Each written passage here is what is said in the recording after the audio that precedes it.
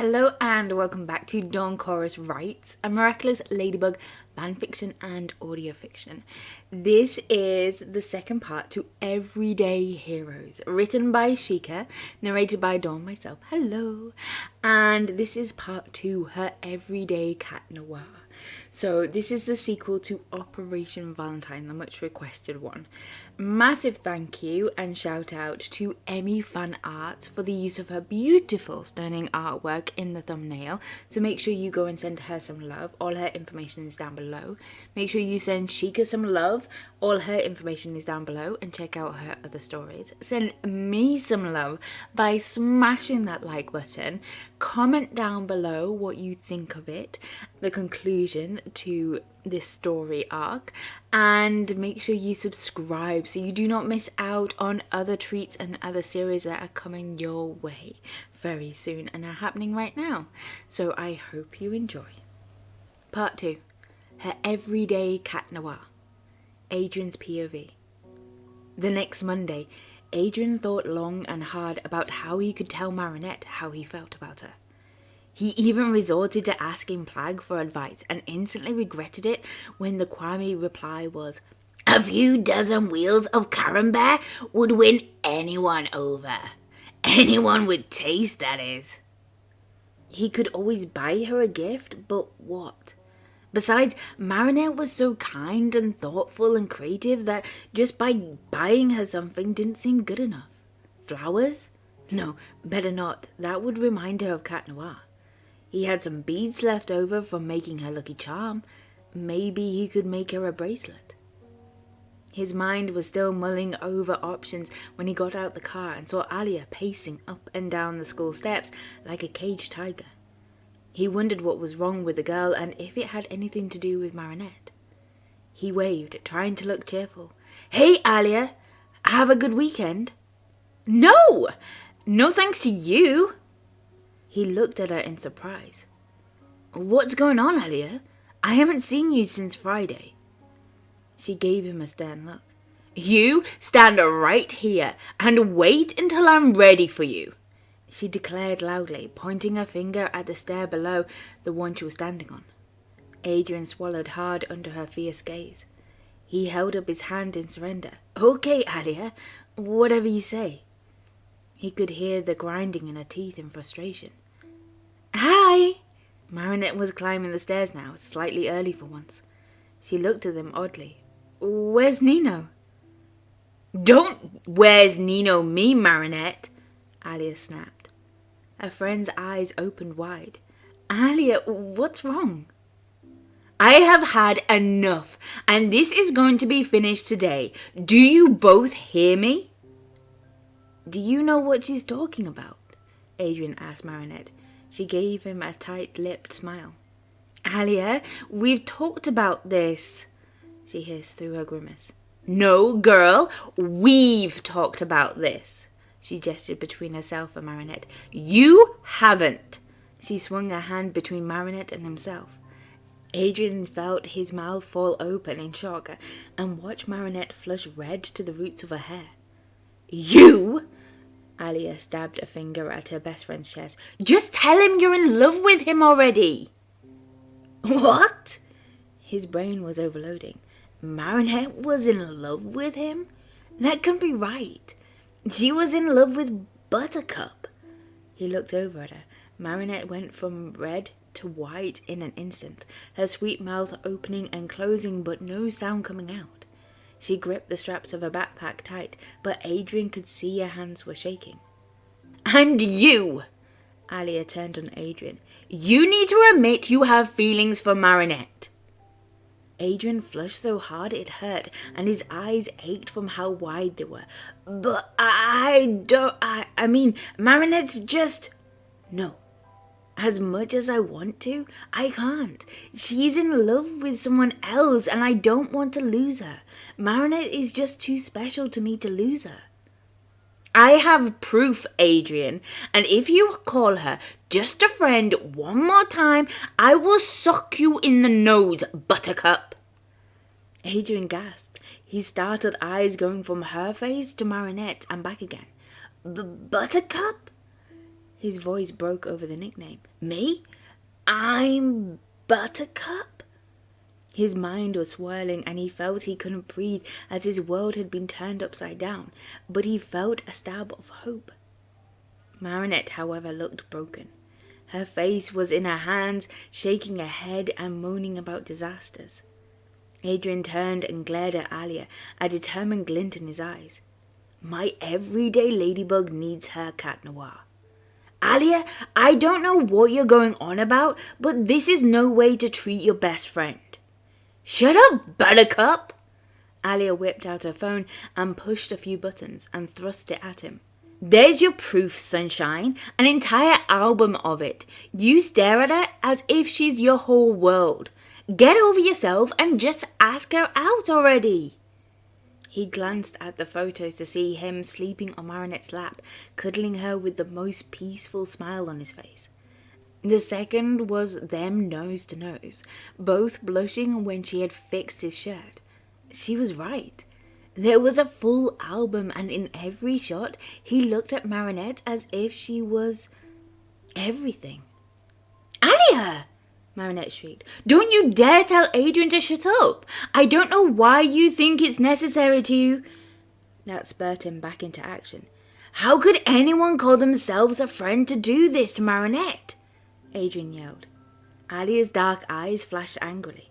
Before either could react, she grabbed both Marinette and Adrien by the back of their heads and smashed their faces together in a kiss.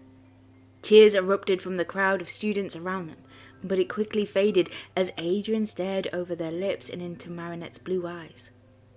It wasn't the forced kiss that shocked him the most, though that was a close second.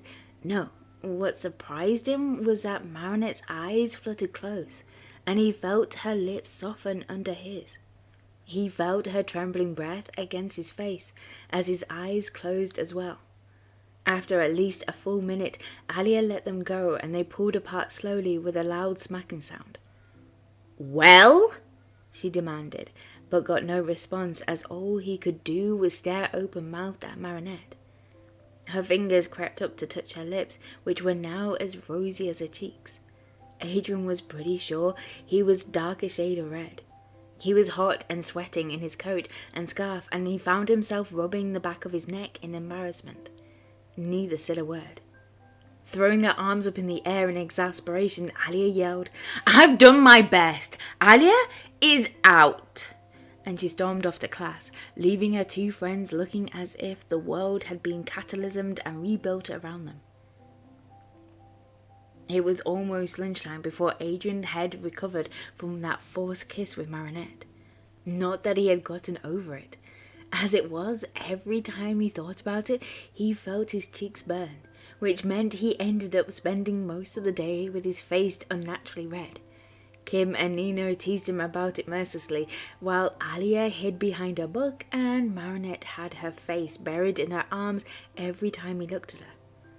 Marinette's other friends were sharing worried looks, and she was pale and silent the whole day. He tried to talk to her at lunch, but she ran out of the classroom and out of the school before he could catch her. He would just have to talk to her after school. The rest of the day's classes dragged on, punctuated by the sound of every little movement from behind him. The final bell rang and Adrien turned round.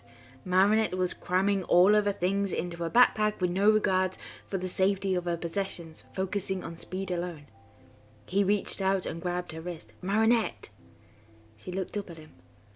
I'm sorry, she mouthed, her eyes red and wet around the edges. He gave her a soft smile. Letting go of her wrist, he held his hand out to her. Come take a walk with me. They dropped off their bags at the bakery and wandered over to the park, Adrien having convinced his bodyguard to give them some alone time. Adrien, I should apologize, she murmured, staring fixedly at her feet as they walked. I don't want you to, Marinette.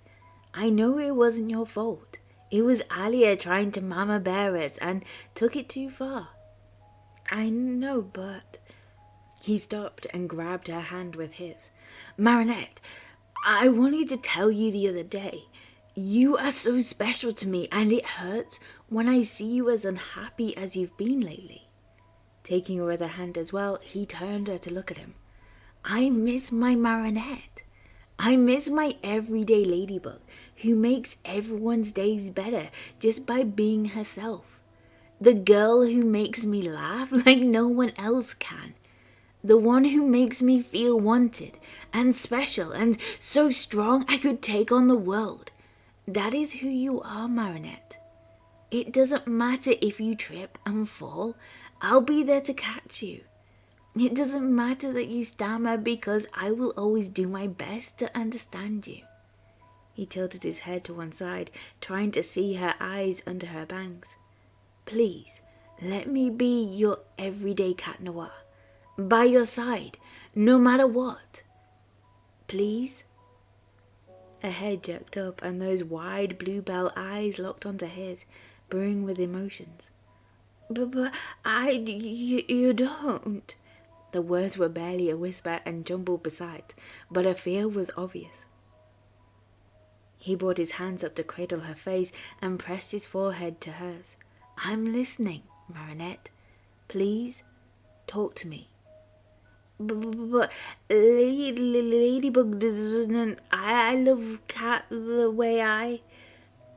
He smiled as the last brick in the wall around his heart cracked under the simple power of her words. But she didn't have to finish. Cat Noir doesn't love Ladybug the way I love you, Marinette. Adrien? She whispered. Do you mean it? Let me show you. He leaned in and kissed her softly on the lips. He felt her gloved hands thread through his hair as she pulled him closer, deepening the kiss. The blood thundered in his ears as he felt overwhelmed with everything she poured into him, wanting him just the way he was, needing him in her life like an anchor against storms too big for her to handle, and a love so big and full that it was filled up and overflowed, washing away his loneliness and heartbreak and filling its place with her. I love you too, Adrien, she said softly. I have for a long time. Sorry it took me so long to catch up, he murmured, kissing her lightly on the cheek. Can you forgive me? Always. She wove her fingers through his and cuddled against his shoulder. You don't need to go soon, do you? I have nothing scheduled for the rest of the day, so I'm all yours. On one condition. She looked at him confused. What? Can you explain why Alya called me Buttercup? It's been driving me crazy all day. Marinette giggled and blushed. It's kind of a long story. Well, we have the time, he said, gesturing for them to keep walking. So she told him all about Operation Flower Garden and how she and the girls had cooked up a crazy scheme to get them to spend time together, only for the plan to be interrupted by a giant kumatized baby. Baby August's first appearance, I think. He mused but wouldn't say it, considering what the giant baby's second solo appearance had led to. So you and the girls went through all that for nothing? He said, chuckling. Sounds like a rough day all round. Oh, that's nothing. There was going to be a sweetheart's ice cream and rose petals and a rickshaw ride. But when I finally met up with you, you offered me a ride home and all I could babble about was coleslaw. She blushed furiously, biting her lip. He burst out laughing so hard he had to stop and catch his breath. It's not that funny, she protested weakly. I'm not laughing at you, Marinette, he panted, trying to pull himself under control again. He was feeling lightheaded, but whether from the laughter or her, he didn't know. No, I'm laughing at just how absurd this whole situation has been, for both of us. She nudged him gently with her shoulder, as if you ever did anything ridiculous to get my attention. I suppose that depends on your definition of ridiculous, he said. He started taking off on his fingers. Let me see. I wanted to impress you when we practiced for the video game competition. Clearly that didn't work. I blushed like a lobster when I asked you to sign my Jagged Stone album. I pretended to be a statue at the Wax Museum because I was afraid you didn't like me and I wanted you to spend some time with me. That one totally backfired. I asked my father to look at your lucky charm to make sure it was okay. I don't know what I was expecting there. Oh, and I flirted with you about that time your room was on TV. I was kind of hoping you liked me. She put her hand to her forehead, trying to hide her embarrassment. Those silly photographs. You mean topographs, don't you? They both giggled. I was disappointed that you said you were just a fan. I was so embarrassed that I was willing to say anything to get you to stop looking at me. He leaned towards her ear and whispered, I could look at you all day, Marinette. You are beautiful, inside and out. She blushed prettily and tucked a strand of hair behind her ear. He knew he had what Plaid called mushy face on, but he didn't care. He felt like someone had scooped him up out of a cold, dark place and wrapped him in warm sunshine. I love you, Marinette. She paused and popped up on her toes to kiss his cheek with a smile as sweet as macaroons. I love you too. What? They both jumped in surprise. He was just barely aware of the fact that they both landed in complementary defense positions when he saw who had shouted at them and relaxed. A little. Alya! They both asked at once.